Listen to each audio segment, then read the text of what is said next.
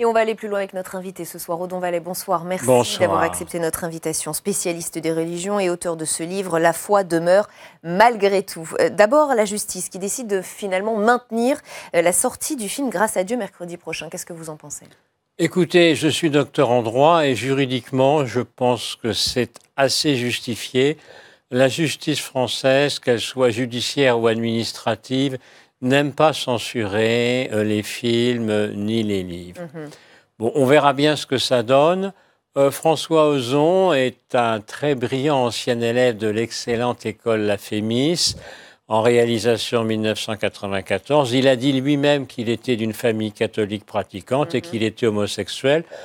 Donc je pense qu'il a une certaine sensibilité à propos de ces affaires et de cette affaire de Lyon qui incontestablement a beaucoup fait parler d'elle déjà. Et il nous dit dans le JDD, François Ozon, ce long métrage peut être une chance si l'Église veut se rénover profondément, sinon elle court à sa perte. Il a raison ? Est-ce qu'elle peut se rénover profondément ? Est-ce qu'elle court à sa perte ?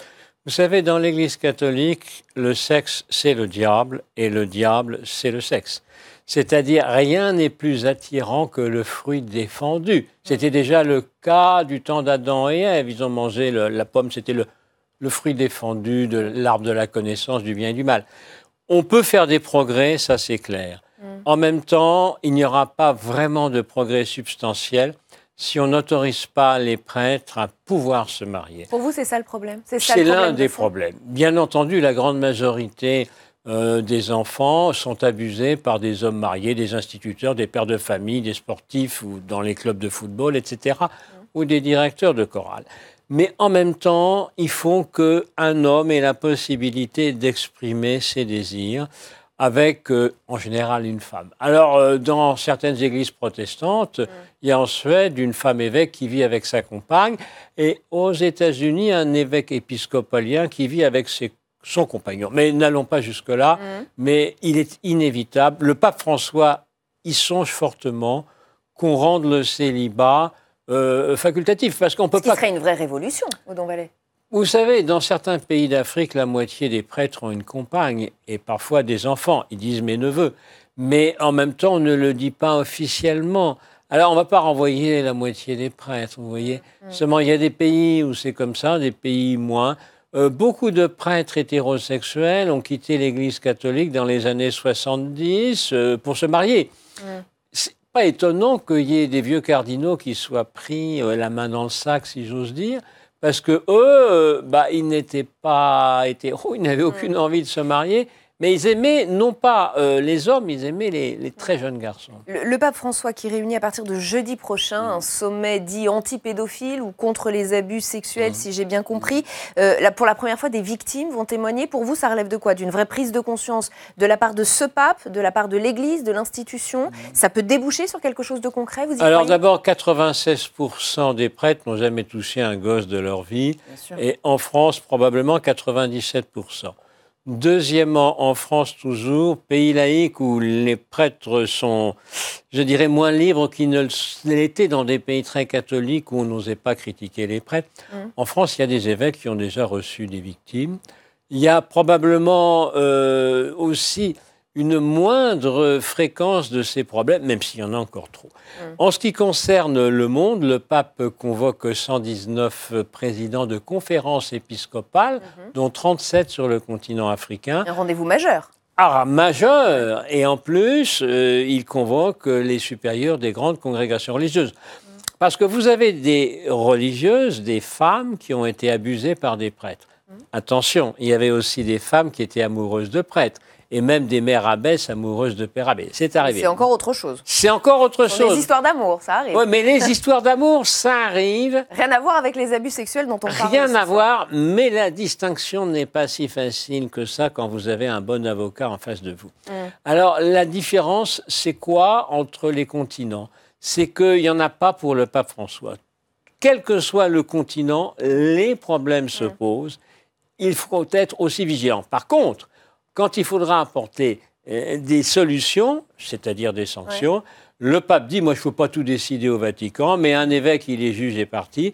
Donc c'est à la conférence épiscopale, au regroupement des évêques de d'un pays de prendre des décisions. Ce n'est pas si simple que ça. Et là, on parle de sanctions, c'est-à-dire une fois que l'acte a été commis, on parle de la création éventuelle d'une juridiction interne spécialisée. Et en matière de prévention, j'allais dire, est-ce que l'Église doit faire, si je dois le dire un petit peu vulgairement, doit faire le ménage? Toutes les addictions sont les mêmes. Que vous soyez alcoolique, que vous preniez des drogues, du tabac, que vous soyez sex addict, comme disent les Américains. Oui, mais vous ne vous faites du mal qu'à vous-même, pas aux autres. Ah, oh là là alors un alcoolique qui conduit et qui renverse une personne, c'est arrivé, et qui la tue, c'est Mais là, l'important, c'est prévenir plutôt que guérir. Comment ? Guérir plutôt que punir. Il est clair qu'on ne doit pas admettre dans un séminaire certaines personnes qui ont été admises. On ne doit pas admettre au sacerdoce certains séminaristes qui ont été admis.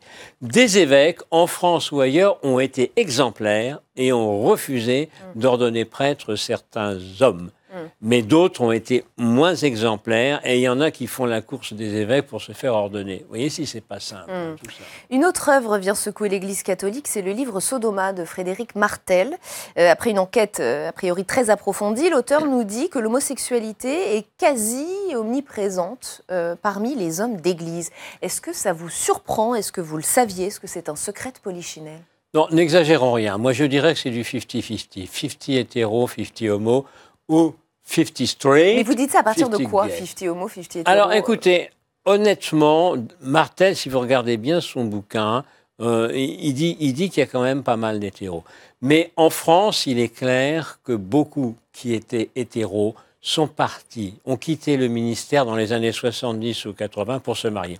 Quand je dis 50-50, en gros, la moitié d'une promotion de dominicains, la moitié d'une promotion de jésuites sont partis pour se marier. Donc, mais vous pouvez être homo et avoir des relations avec un adulte.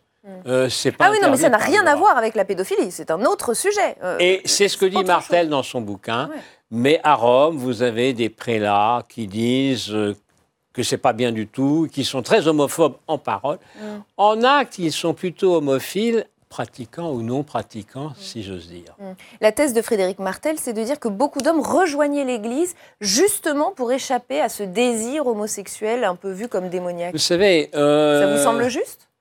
Oui, Freud dirait c'est la lutte entre le ça et le surmoi. L'Église, c'est du surmoi, c'est-à-dire les forces de répression, c'est le gendarme du cœur, et le ça, ce sont les pulsions. Oui, c'est vrai, certains rejoignaient pas seulement l'Église, mais le sacerdoce pour ces raisons-là.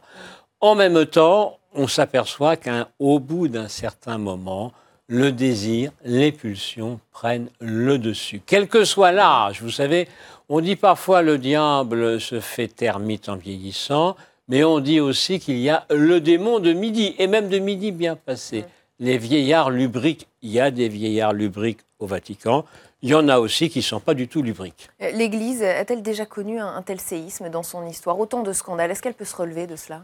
Vous savez, au temps du pape Alexandre VI Borgia au XVIe siècle, il avait je ne sais combien de copines et d'enfants, dont le fameux César Borgia dont parlait Machiavel. En même temps, il se trouve qu'il organisait des soirées libertines, tout le monde tout nu, à Rome. Donc vous voyez, c'était aussi du scandale.